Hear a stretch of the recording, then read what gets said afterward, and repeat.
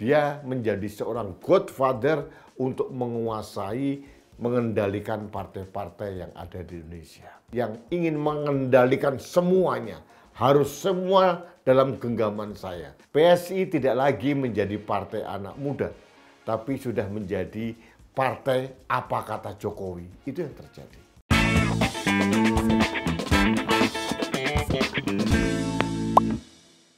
Halo sahabat Main TV, kita bertemu kembali dalam Rudis Main.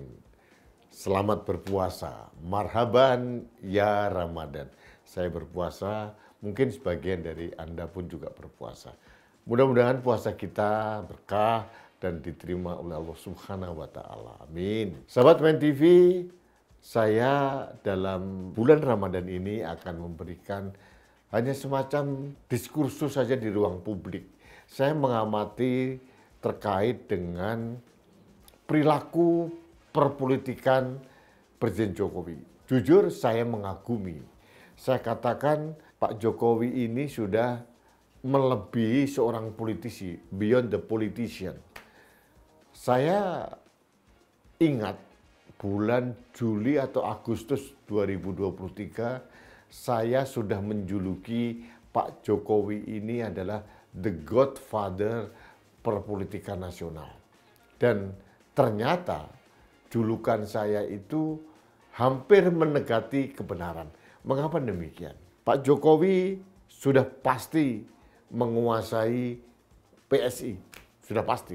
Apapun jalan ceritanya, apapun caranya, siapa yang ditempatkan di PSI, Pak Jokowi sudah menggenggam erat PSI di dalam genggamannya. Kemudian Golkar, sudah pasti. Golkar ada indikasi Pak Jokowi akan menjadi ketua umum. Ini bisik-bisik tetangga. Ada yang mengatakan juga, oh mungkin bukan Pak Jokowi, tapi Gibrannya. Atau mungkin tangan kanannya si Bahlil atau siapa jadi ketua umum. Artinya Pak Jokowi akan menguasai Golkar. PKB sama, PAN sama. PDIP, Pak Jokowi menguasai PDIP kemudian meninggalkan begitu saja. Ini sesuatu manuver yang luar biasa yang dilakukan oleh Pak Jokowi. Apalagi dengar-dengar dia akan membentuk koalisi permanen partai-partai yang terdiri dari Golkar, PAN, dan PKB. PKB yang dibentuk, yang ingin dimasukkan dalam koalisi permanen ini adalah PKB jilid baru. PKB tanpa Muhaimin Iskandar. Saya pernah mengatakan mungkin Pak Jokowi ini terinspirasi oleh Barisan Nasional di Malaysia. Di sana menggabungkan beberapa partai besar dan partai kecil dan partai kecil-kecil. Partai besar di Malaysia seperti UMNO misalkan. Partai Cina Malaysia, Partai India Malaysia itu digabungkan dengan partai kecil yang lain. Sama. Ini ambisi seorang Jokowi.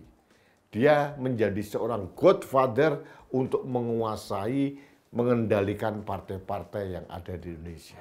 Di satu sisi saya kagum, hanya seorang Jokowi yang mampu melakukan hal itu. Kalau kita mengacu pada politisi-politisi sebelumnya.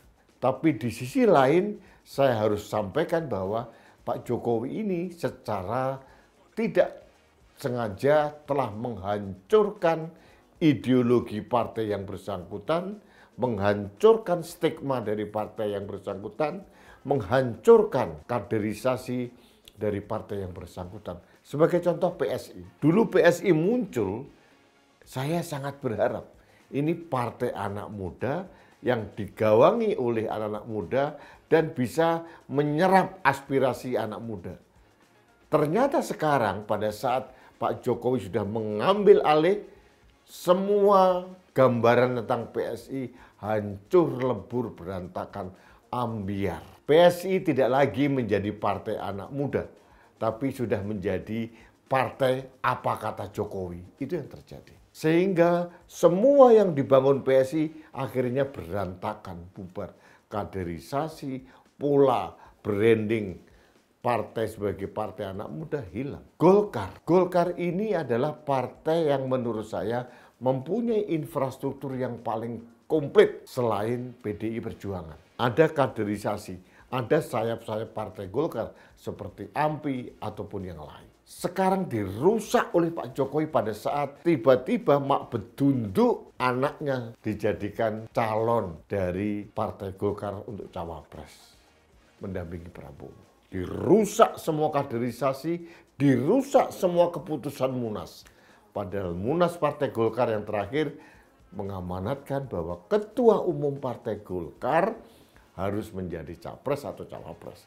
Ini diabaikan semua dan dirusak dengan munculnya si Samsul Gibran Rakabuming Raka. Pak Jokowi sudah menghancurkan PSI, Golkar, dan konon katanya PKB. PKB versi Pak Jokowi adalah PKB tanpa Muhaimin Iskandar. Artinya akan ada gonjang-ganjing yang diciptakan entah oleh siapa, tapi Pak Jokowi menginginkan PKB dalam genggaman koalisi permanen yang akan dibentuk Pak Jokowi. Kalau PAN, gampang lah. Pak Zulkifli Hasan ini adalah apapun yang dilakukan itu sesuai dengan arahan Pak Jokowi. PAN sama sekali tidak mempunyai ideologi sebuah partai menurut saya. PAN itu adalah partai yang mengikuti apa kata Pak Jokowi. Pak Jokowi sekarang ini mulai dari Partai Golkar, PAN maupun yang lain-lain, ini telah menebarkan jaring-jaring koruptif sehingga elit-elit partai itu akhirnya terjebak dan kemudian sekarang mereka tersandera dengan kepentingan seorang Jokowi. Ini cara efektif seorang Jokowi menguasai partai-partai. Ada partai yang dalam genggaman anaknya, PSI, partai yang disandera seperti Golkar, PAN juga, dan partai yang akan dimanipulasi atau diobrak-abrik seperti PKB. Sebetulnya keleluasaan Pak Jokowi membangun dirinya menjadi seorang the Godfather, menjadi kerajaan partai-partai di mana dia mengendalikan. Ini ada andil juga oportunisme dan pragmatisme elit-elit dari partai yang bersangkutan. Contohnya PDI Perjuangan. Banyak elit-elit PDIP yang tersandera oleh Pak Jokowi. Sehingga hanya 1-2 yang berani bersuara keras. Padahal semua orang tahu Pak Jokowi dan keluarganya menjadi posisi yang sekarang ini itu berkat didikan, pembesaran, binaan dari PDI Perjuangan. Itu pun ditinggal oleh Pak Jokowi. Artinya memang Pak Jokowi ini memang seorang koleris sejati. Kalau kita bicara tipe kepribadian seseorang, ada sanguinis, koleris, pragmatis, melankolis. Pak Jokowi ini mempunyai kepribadian koleris sejati yang ingin mengendalikan semuanya. Harus semua dalam genggaman saya, termasuk partai-partai, termasuk PDI Perjuangan, tapi gagal. Akhirnya dia membuat kekuatan baru di luar PDI Perjuangan. Artinya saya lihat memang ambisi seorang Jokowi menguasai partai ini secara tidak sadar menghancurkan ideologi partai, menghancurkan infrastruktur sistem yang dibangun oleh partai-partai itu sendiri. Tapi itu terjadi bukan semata-mata 100% ambisi seorang Jokowi, tapi juga kesalahan fatal dan oportunisme dari elit-elit partai. Inilah yang terjadi saat ini. Jadi Pak Jokowi bisa leluasa karena diberikan karpet merah. Karena kerakusan, oportunisme, keinginan untuk koruptif yang berlebihan dari beberapa elit sehingga semuanya bisa terjadi. Akan menjadi apa perpolitikan nasional kita lihat saja nanti.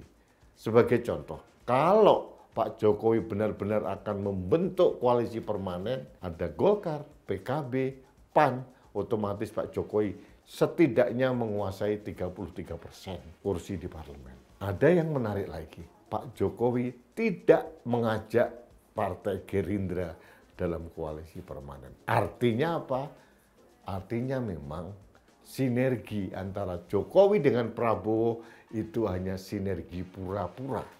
Sinergi yang saling mengintip, sinergi yang saling mengunci, bukan sinergi yang terblending dengan baik untuk bekerja sama membangun bangsa dan negara.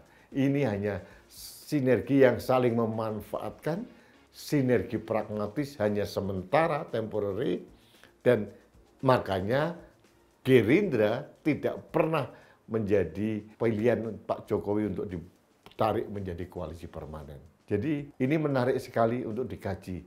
Perkembangannya seperti apa?